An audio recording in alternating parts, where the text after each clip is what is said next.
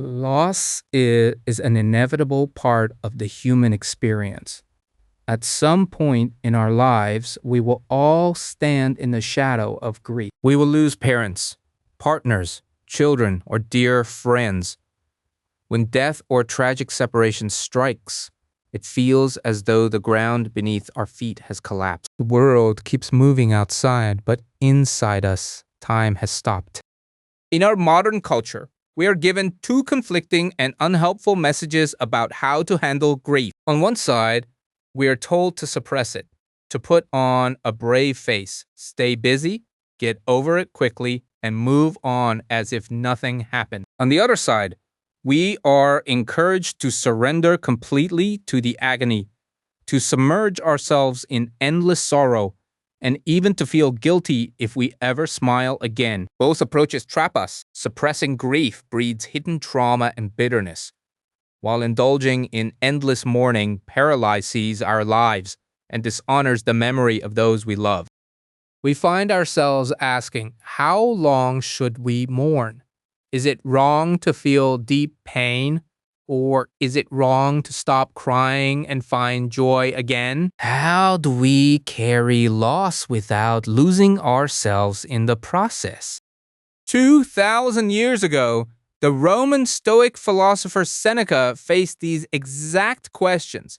Seneca was no stranger to tragedy. He lived under tyrant emperors, suffered years of exile on a desolate island, lost his own young child, and watched close friends die. When his dear friend Lucilius lost a close companion, and when a nobleman named Marullus lost his young son, Seneca wrote a series of deeply intimate letters, specifically letters 63 and 99.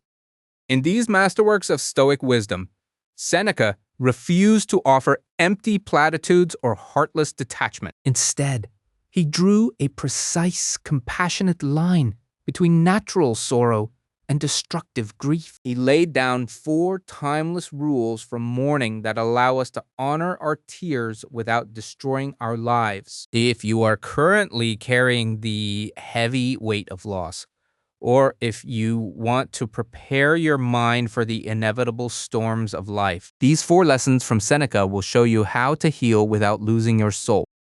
To understand Seneca's philosophy on grief, we must first dispel a common myth about Stoicism. Many people believe Stoicism demands that you turn into an emotionless stone statue, that a true Stoic never cries and never feels pain. Seneca vigorously rejected this idea. He argued that feeling grief when someone dies is not a weakness. It is a fundamental part of being human. In letter 63 to Lucilius, Seneca begins with these unforgettable words. Let not the eyes be dry when we have lost a friend, nor let them overflow. We may weep, but we must not wail. Notice the crucial distinction Seneca makes here between weeping and wailing. This brings us to Seneca's first rule. Weep, but do not wail. When grief hits, tears flow naturally. They are an involuntary physiological and emotional response to love and loss. Seneca insists that trying to stop these first initial tears is unnatural and harmful.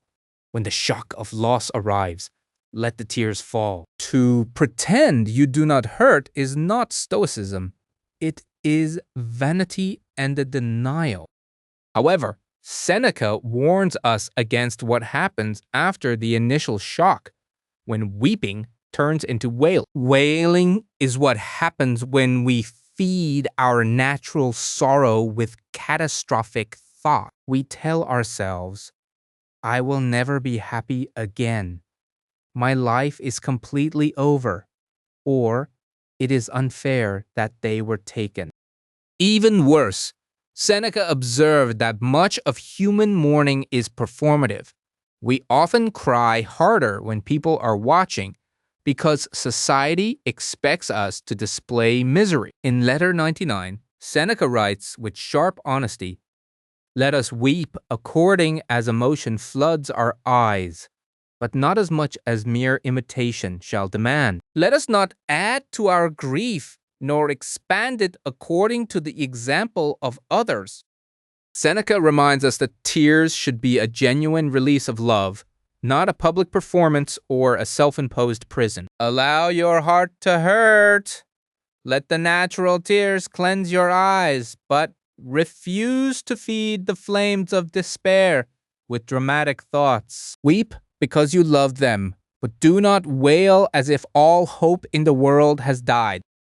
Seneca's second rule is, turn grief into sweet remembrance.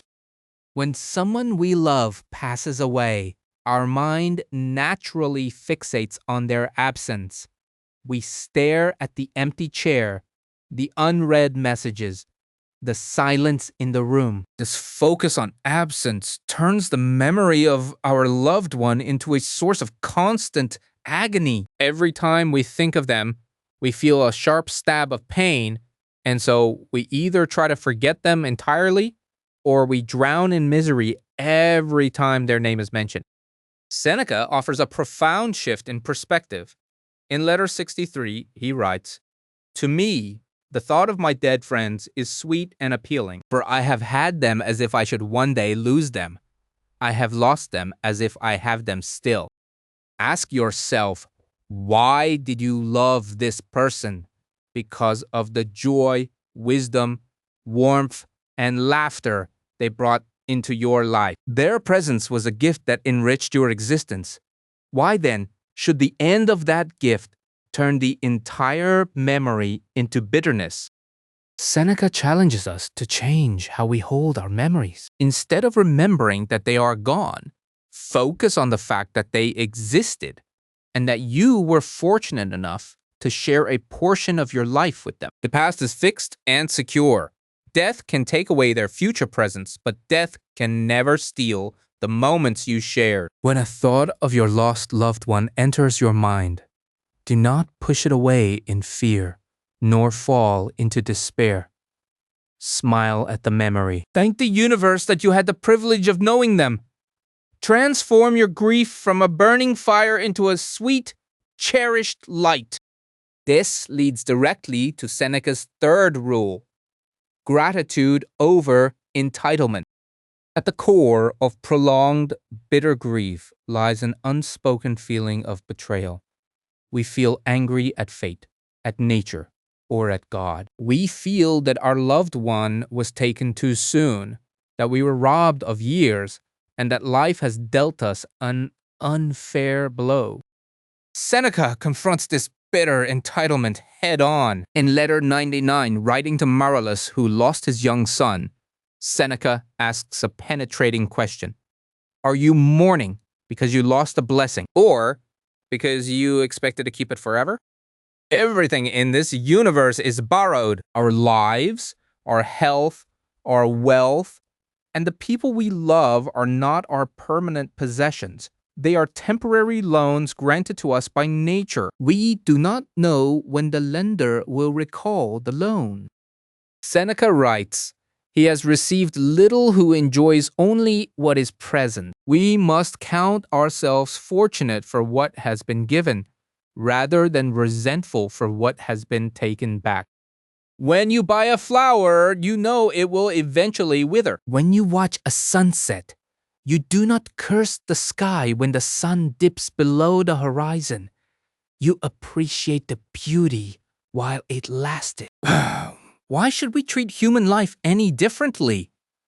To demand that someone we love should live forever, or live until a time that suits us, is a delusion.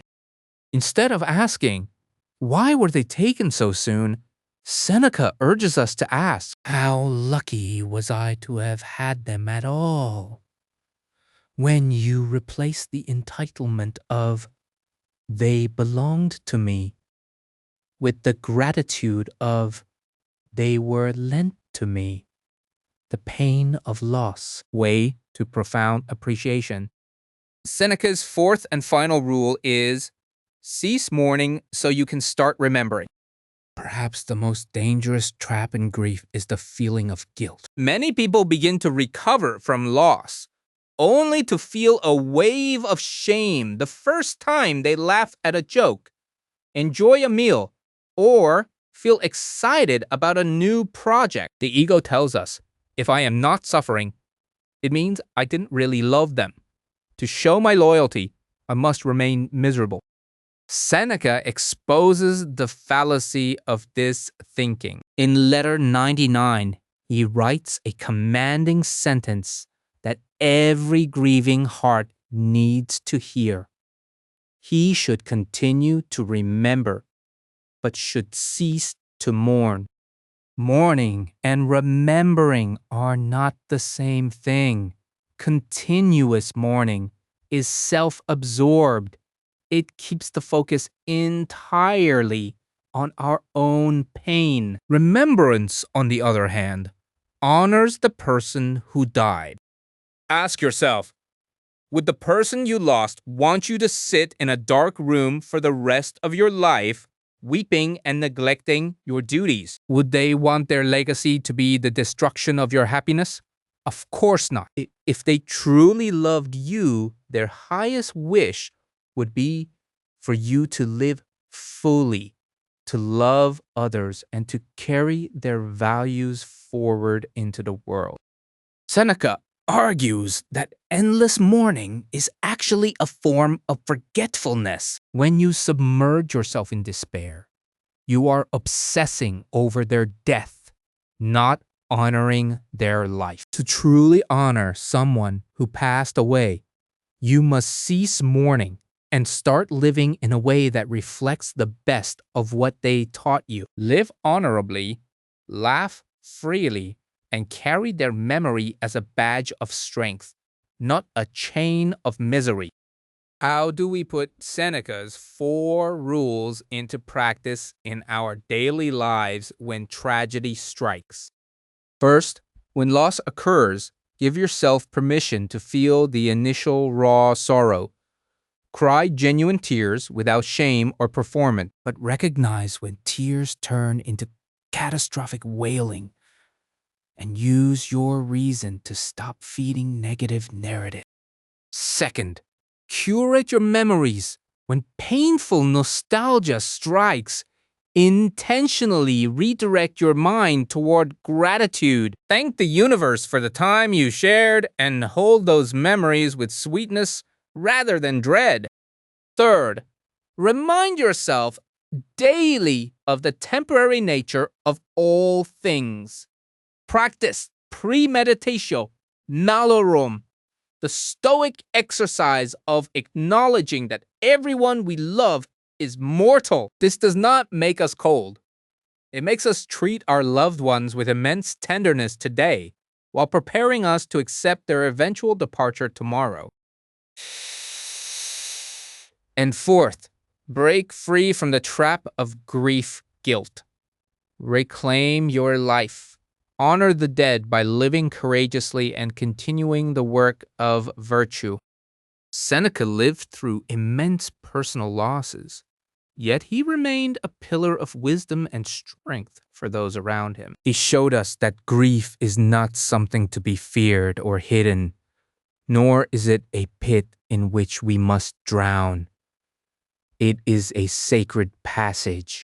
As Seneca wrote in his final thoughts on the subject, the past is ours, and there is nothing more secure for us than that which has been. Death can end a life, but it can never end the love, the lessons, and the character that were forged between two souls. Take a deep breath today.